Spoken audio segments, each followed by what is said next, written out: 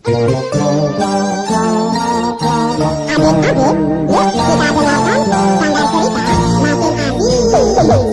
berjumpa dengan Sanggar Cerita, dalam kisah lagu dan cerita. Mari kita dengarkan, mari kita nikmati. Sanggar Cerita makin asik. La la la la la la la la la la la la la la la la la la la.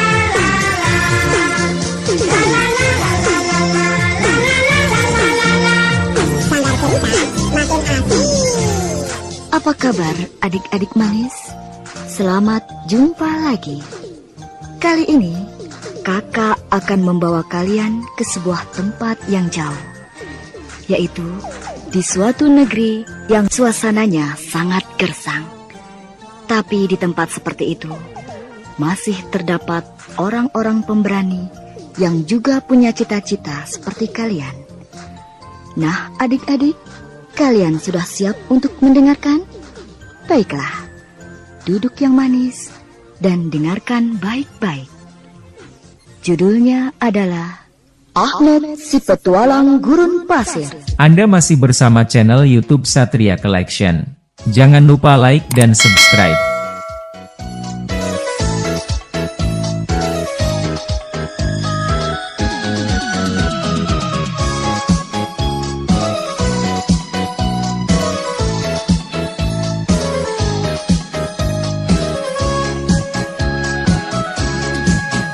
Ya Ahmed di Syafirah, petualang gurun yang gagah.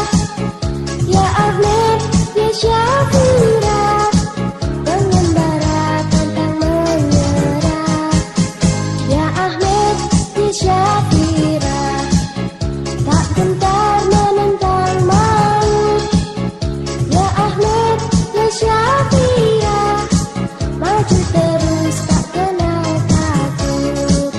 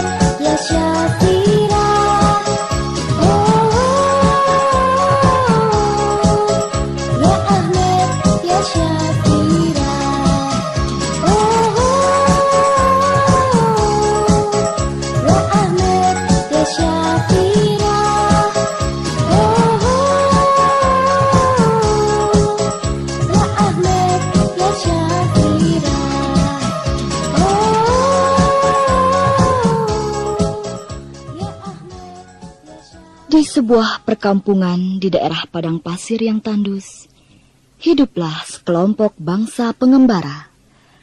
Mereka mendiami tenda-tenda yang terbuat dari kain tebal dan sudah lusuh karena sering diterpa badai padang pasir. Suku bangsa pengembara itu dipimpin oleh seorang lelaki gagah dan pemberani bernama Osman.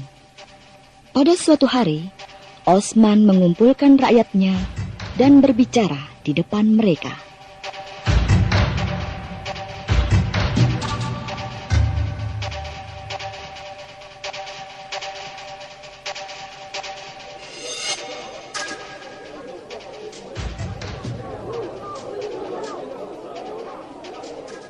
Hai rakyatku, semalam bintang layang sudah semakin condong ke barat. Sudah waktunya bagi kita untuk meninggalkan tempat ini dan mencari tempat lain yang lebih tepat untuk kita. Osman, pemimpin kami, saya lebih suka kalau kita tinggal di tempat ini sampai ada karavan yang melewati tempat ini. Ingat, Osman, persediaan perbekalan kita sudah semakin sedikit. Kita perlu merampok karavan untuk menambah perbekalan kita. Diam kau, Mubarak. Aku pemimpin suku ini, dan bukan kau. Kau hanya wakilku. Akulah yang berhak menentukan semuanya. Dan ingat, kita bukan suku perampok. Selama ini kita hanya menyerang karavan kalau kita terpaksa mempertahankan diri. Mengerti kau, Mubarak? Maafkan aku, Osman. Cukup. Sekarang tugasmu adalah mengatur persiapan untuk pindah. Cabut semua tiang-tiang tenda dan siapkan kuda-kuda dan onta-onta kita.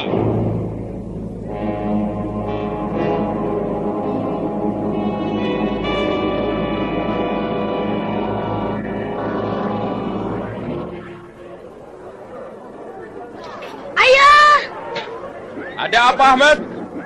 Bolehkah saya pergi ke tenda Syafira untuk membantunya membenahi barang-barang? Pergilah.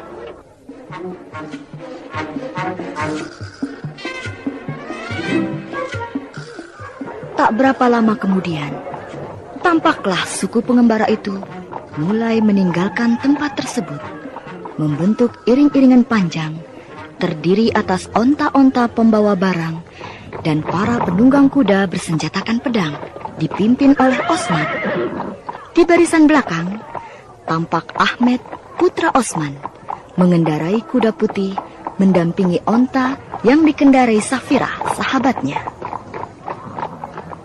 Hei Ahmed, kau sudah diperbolehkan ayahmu mengendarai kuda? Ya Syafira, kata ayahku, aku sudah cukup besar dan boleh mengendarai kuda sendiri. Dan bagaimana dengan kau Syafira? Aku sudah lama bisa mengendarai kuda, tapi aku dilarang ibuku menunggang kuda kalau tidak terpaksa, karena aku anak perempuan. Syafira, lihat, badai akan turun.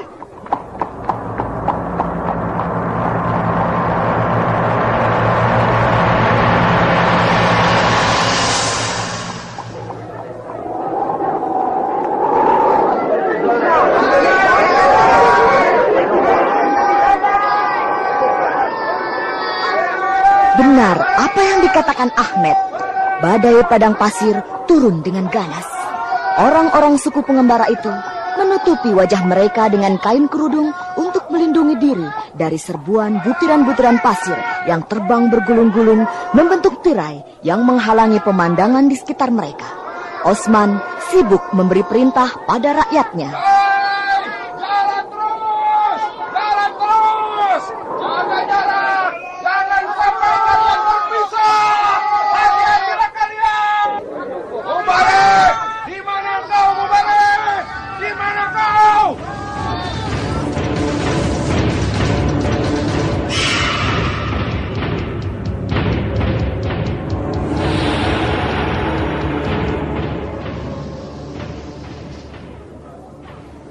Tak lama kemudian, badai pun berlalu dan keadaan menjadi tenang kembali.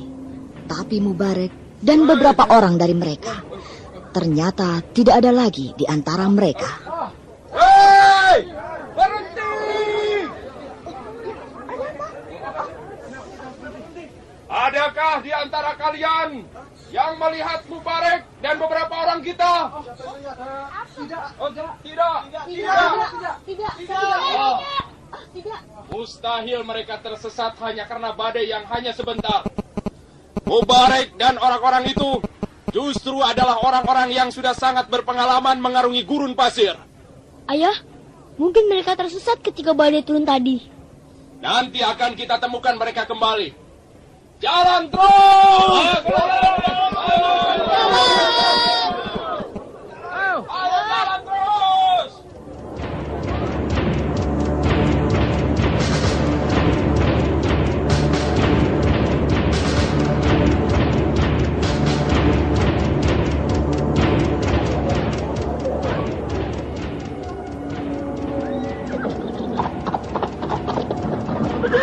Kembali iring-iringan itu berjalan melintasi padang gurun yang terik terpanggang sinar matahari.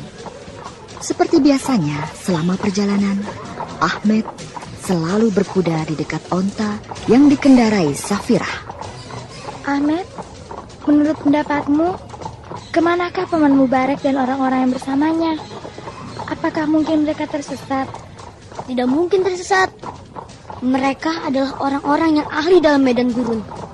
Aku hanya merasakan sesuatu yang aneh. Kau tahu, Syafirah, akhir-akhir ini ayahku dan Paman Mubarek sering berbeda pendapat. Iya, kulihat Paman Mubarek sudah sejak lama iri hati dengan kedudukan ayahmu sebagai pemimpin suku. Entahlah, tapi cara hidup suku kita yang selalu berpindah-pindah seperti ini sebenarnya kurang baik.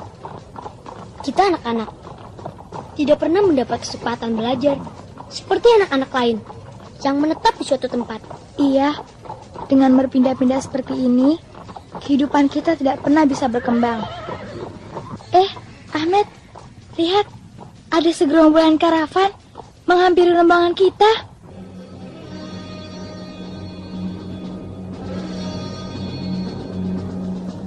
Benar yang dikatakan Safirah. Dari jauh tampak karavan, yaitu iring-iringan kafilah dengan mengendarai onta dan keledai datang mendekati mereka. Osman, sang pemimpin, segera memberi perintah untuk berhenti. Kelihatannya karavan itu sengaja mendatangi kita. Hei! Berhenti!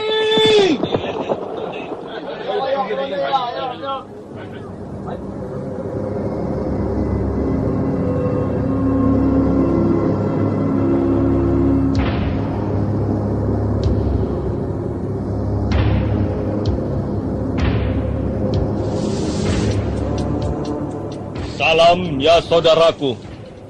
Aku, Fadilah Said bin Ibnu Ghazali, adalah pemimpin karavan ini, ingin bicara. Aku, Osman Abu Jalal bin Tamar Ilderi, adalah pemimpin suku ini. Bicaralah. Osman saudaraku, kami telah diserang oleh gerombolan penjahat padang pasir yang telah merampok harta benda kami. Sudikah saudaraku menolong kami dengan mengejar para penyamun itu? Kami hanya terdiri dari para orang tua dan wanita yang tidak mampu bertempur. Wah, kemana larinya para penyamun itu? Mereka lari dan menghilang di balik bukit pasir di barat sana. Aku, Osman, dan prajurit-prajurit pilihanku akan meringkus mereka. Ali, Jabar, Salim, Oman, Jamal, Karim, Mustafa, kalian ikut aku. Kita kejar penyamun-penyamun jahat itu. Ayo. Hiya, hiya, hiya, hiya, hiya.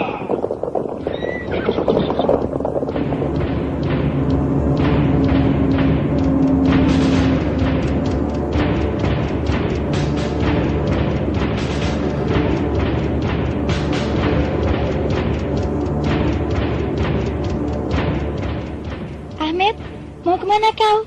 Aku mau menyusul dan membantu ayahku. Kau masih anak-anak.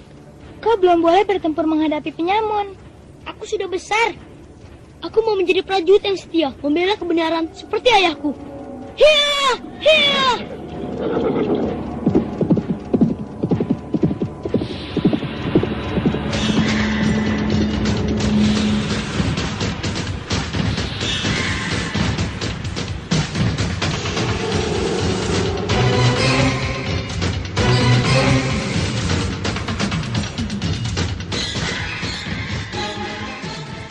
Ketika Osman dan para prajuritnya melintasi bukit pasir, di kejauhan, tampaklah beberapa orang penunggang kuda bertopeng sedang berlalu, sambil membawa barang-barang hasil rampokan. Osman segera memberi perintah. Itu mereka! Serbu!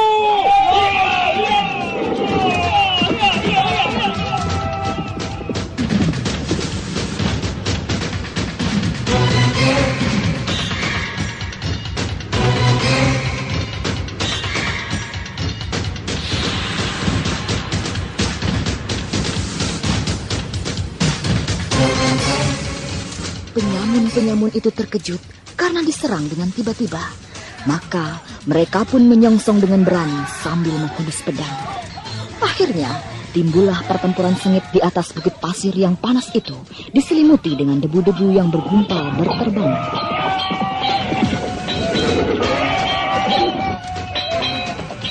Pada saat itulah muncul Ahmed. Dari kejauhan, Ahmed melihat salah seorang dari penyamun bertopeng itu mencoba lari dari pertempuran dengan membawa barang-barang rampokan di atas pelana kudanya. Penyamun yang satu itu kelihatannya mau kabur meninggalkan pertempuran. Aku akan mengejarnya. Hiya! Hiya! Hiya!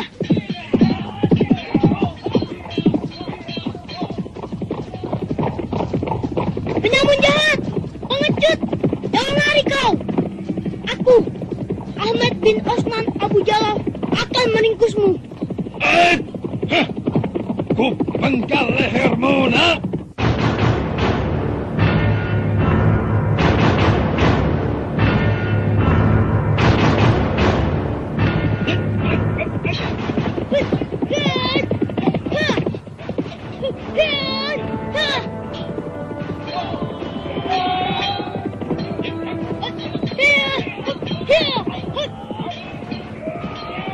Terjadilah pertarungan satu lawan satu antara Ahmed dan si penyamun bertopeng itu. Meskipun Ahmed masih anak-anak, tapi dia sudah dilatih ayahnya dalam menggunakan pedang. Maka dalam waktu singkat, dia berhasil mengayunkan pedangnya dan melukai lengan si penyamun hingga roboh dari punggung kudanya. Ahmed cepat melompat turun dari pelana kudanya dan menekankan ujung pedangnya ke dada si penyamun. Kau mati, orang jahat. Ampun. Jangan bunuh aku. Cepat, lepas topengmu. Perlahan-lahan, si penyamun itu menanggalkan kerudung kain yang dipakai untuk menutupi wajahnya. Seketika Ahmed terkejut ketika ia menyaksikan wajah penyamun itu.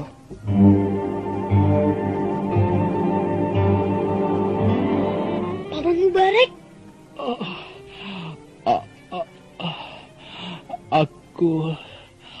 Aku menyerah, nak. Tidak kusangka bahwa kau setangkas ayahmu. Apa? Apa yang paman lakukan? Paman merampok? Bukankah itu perbuatan nista? Bukankah itu mempermalukan nama baik suku kita? Entahlah, Ahmed. Yang aku tahu bahwa aku sudah bosan dengan cara hidup suku kita yang selalu berpindah-pindah tempat. Aku sering tergoda untuk merampok karavan yang lewat. Aku ingin menetap tenang di suatu tempat dan kaya raya. Itu salah, Paman. Saya juga seperti Paman. Saya sudah bosan mengembara ke sana kemari tanpa tujuan. Saya ingin belajar dan bersekolah seperti anak-anak lainnya. Tapi saya tidak setuju dengan tujuan paman yang ingin kaya dengan cara yang jahat. Untuk hidup berkecukupan, kita harus bekerja keras dengan tangan, pikiran, dan tenaga yang dianugerahkan Tuhan pada kita. Sungguh bijaksana ucapanmu, anakku.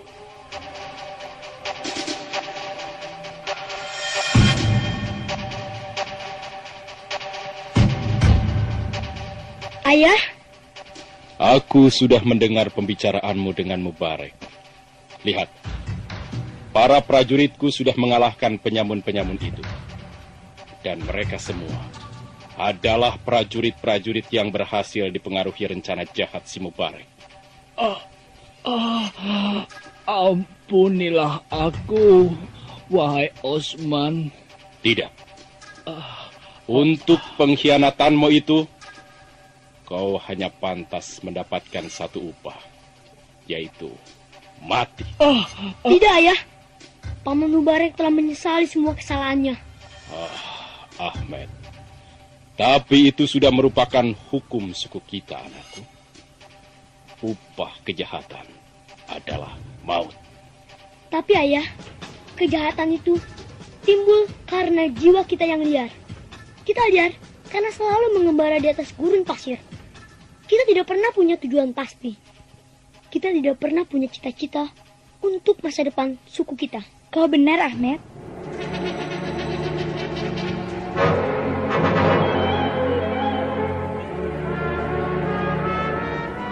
Safira, kau kok di sini?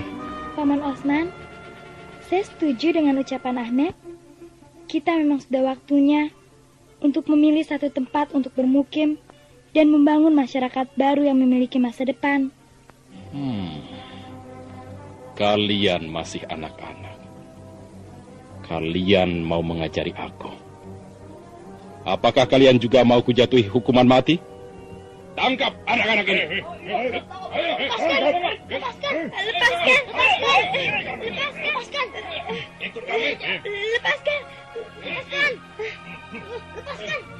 Sungguh malang nasib Ahmed dan Safira.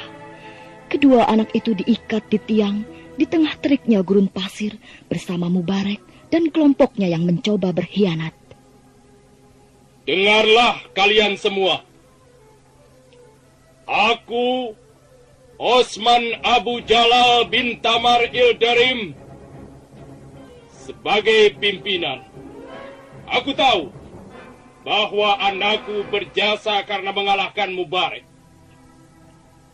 Tapi ucapannya yang mengajari aku bersama Safira adalah suatu penghinaan yang harus ditebus dengan hukuman mati. Lakukanlah, Ayah. Aku dan Safira telah mati di tanganmu. Daripada harus hidup dalam kebodohan, mengembara ke sana kemari tanpa cita-cita dan tanpa harapan. Benar, Paman Osman. Kami berdua lebih baik mati untuk suatu tujuan yang baik dan luhur. Cukup. Pedangku ini akan membuat kalian mengembara di alam kematian. Bersiaplah.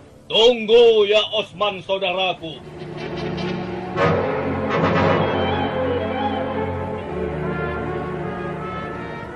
Fadilah, aku sudah meringkus penyamun yang merampok hartamu. Ambillah hartamu kembali dan pergilah. Jangan mencampuri urusanku. Sabarlah ya Osman saudaraku. Harta itu semua tidak ada artinya bagiku. Dibandingkan dengan cita-cita anak-anak itu, mereka benar. Hidupmu sebagai suku pengembara tidak akan membawa masa depan yang baik.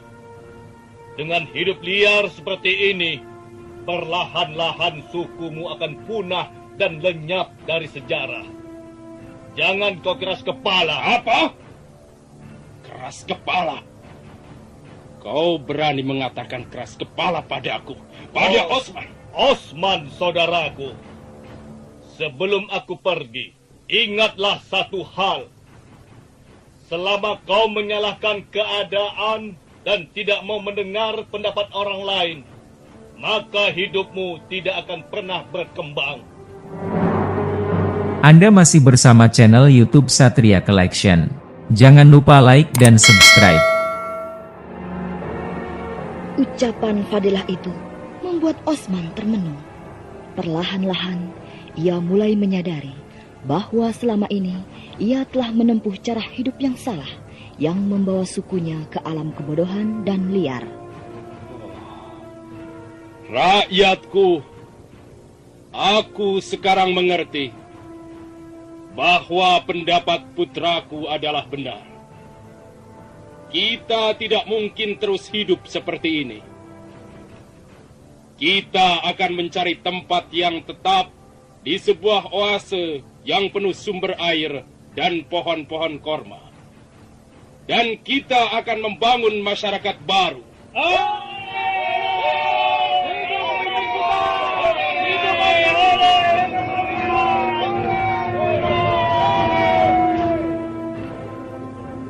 Maka Ahmed dan Safira segera dibebaskan. Tetapi Mubarek dan kelompoknya yang berkhianat diusir dari suku itu sebagai hukuman atas kejahatan mereka. Maka mulailah iring-iringan suku pengembara itu berjalan mengarungi gurun pasir yang terik, tetapi dengan satu tujuan, yaitu mencari tempat pemukiman yang tepat demi masa depan yang penuh harapan. Seperti biasanya, selama di perjalanan, Ahmed memacu kudanya mengiringi onta yang dikendarai Safira. Mereka saling menatap sambil tersenyum. Safira, hampir saja kita mati di ujung pedang ayahku. Memperjuangkan kebenaran memang tidak mudah. Tapi sekarang aku senang ayahmu yang keras itu akhirnya mau berhenti bertualang.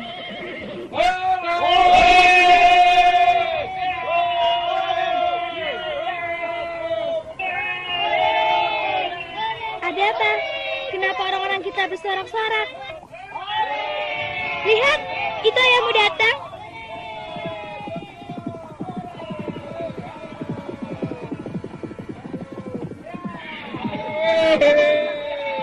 Hai, Ahmed, Safira, lihat di depan sana. Itulah oase subur yang akan kita jadikan tempat tinggal kita untuk selama-lamanya.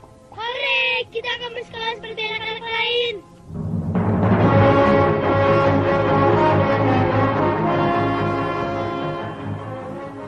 Ahmed dan Safira tersenyum bahagia. Semuanya bahagia. Di depan mereka terbentang oase yang subur, penuh mata air, dan pohon-pohon korma yang akan menjadi tempat bermukim mereka. Nah, adik-adik, bangsa kita pun masih mempunyai suku-suku yang suka berpindah tempat. Marilah kita mengajak mereka untuk bermukim di satu tempat, agar hidup mereka bisa maju dan berkembang seperti saudara-saudara mereka sebangsa dan setanah air lainnya. Sampai jumpa. Selamat berpisah dengan sanggar cerita dan kisah lagu dan cerita.